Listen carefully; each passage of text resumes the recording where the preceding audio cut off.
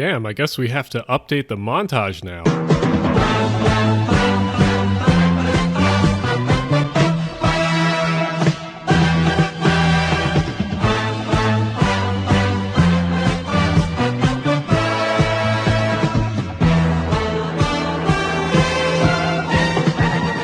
Another day, another interesting thing happening in the city of brotherly love, but this time it's a bridge falling down, and specifically it's I95. For the very few people who don't know, I95 is a highway that runs up the east coast of the United States, but here in Philadelphia it runs out of the city and up to New York City. 95 roughly follows the Delaware River, going through a bunch of industrial areas and through some suburbs. But today the collapse was in a northeast neighborhood of Philadelphia, Tacony. There isn't really anything that's super confusing about the collapse, it was mainly just a tanker truck that accidentally caught on fire under the bridge. This isn't a Philadelphia specific thing either, this actually happened in the Bay Area in 2007, collapsing one of their overpass bridges too. But I'm not really here to talk about the actual collapse or the actual fire in the first place. We have to talk about what happens now, because there's obviously a lot of people that used to drive to work either south or northbound on 95 that can't anymore. So let's talk about the options that most people have now. If you're stubborn enough to try to drive still after this happened, then you have a few options, but the main option is to take Route 1 or the Boulevard as it's known. The Boulevard can either drop you off on Broad Street in the middle of Philadelphia, or you can continue to the other side to 76, where you can continue to wherever you're going that you needed 95 for. But since you're on my channel, and since you live in the Northeast, if you're around the area, we do have other options, and those other options come in the form of transit, surprisingly. If you live in Bucks County and you're most likely to commute on 95 into Philly, you have two options for taking transit into the city. You have the Trenton Line and the West Trenton Line. The Trenton Line specifically basically hugs 95 until you get to Frankfort in Philadelphia. If you do end up riding on SEPTA, they have added more trains to the Trenton Line, and if you get on board, you can pay with a credit card if you don't have a SEPTA key already. So it's actually very easy to ride nowadays. One thing that's frustrating about SEPTA is that they're claiming that they don't have enough manpower or equipment to possibly run more frequent schedules on all the lines that are affected. But I might have a solution for them based on something that happened a few years ago. So the footage that you're seeing right now is from 2016, and if you're from the Philly area, you might have spotted something a little peculiar about this footage.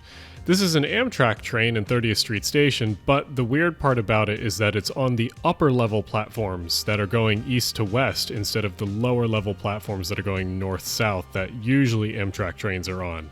You see, back in 2016, SEPTA had some issues with their rolling stock. This is the trickle down after SEPTA was forced to pull a third of its regional rail cars from service due to cracks on critical steel beams. SEPTA is also looking into leasing equipment from Amtrak and New Jersey Transit. And that's exactly what they did. They leased cars from New Jersey Transit, Amtrak, and the Maryland Regional Commuter Service. So since 95 is out and there is going to be a lot of people overwhelming the current SEPTA trains on their current schedules, and SEPTA is giving us an excuse that they don't have enough equipment and manpower, maybe they should lease equipment and crews from other regional transit agencies.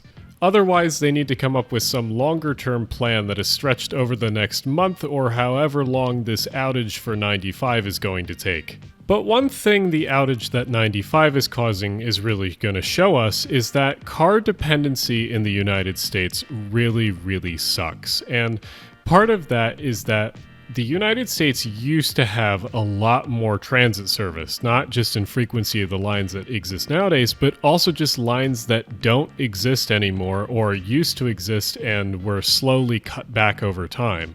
And it's these services that don't exist anymore that really make it hurt when something like this happens, because all of us suddenly remember that, damn, I'm way overly dependent on this singular form of transportation, and if this singular form of transportation goes away, then I'm kinda screwed. So it's not good to base all of our infrastructure just around cars, even if a certain area has been built for them in the first place. So with that pretext, we need to talk about what transit services could we build or restore that could help with the congestion in the Northeast caused by something like this. Well, the first thing is to build a transit project that has been planned since the early 1900s. You see, when I mentioned the boulevard earlier with Route 1, there was always a median in the center of the boulevard that was planned to have some sort of rapid transit extension running down the center of it. So when we go into a future where 95 is going to be out for a little bit, it's good to advocate for these projects that will give people in these areas mobility when they don't have a car or they don't have a highway, for example. But there is also one other project that SEPTA could probably focus on in the near future too. Remember this map from earlier in the video? Well, there's actually a line in here that SEPTA could easily add that used to exist in the past.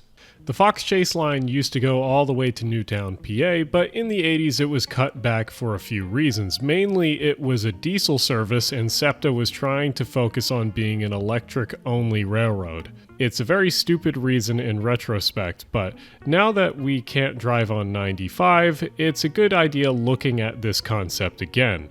The one cool thing about the Newtown line is that we don't have to restore it all the way to the end of the Fox Chase line. We only have to restore it to the West Trenton line. Here you can see the West Trenton line in blue and the Newtown line in red. Back in the day, the Newtown line just had a diamond across the West Trenton line, where they didn't interact with each other at all except with signals so that they wouldn't run into each other, of course. But the solution to building the Newtown line nowadays is just building a connecting track between the two so that we can extend the line eventually and, of course, electrify it. Anyway, enough grandstanding about extensions. It really sucks that I-95 had the structural failure that it has had. So many people are going to be affected by this, not only getting to work, but also just visiting friends and family. And it really sucks that here in the United States, we're so car dependent that something like this will literally be life-changing for so many people.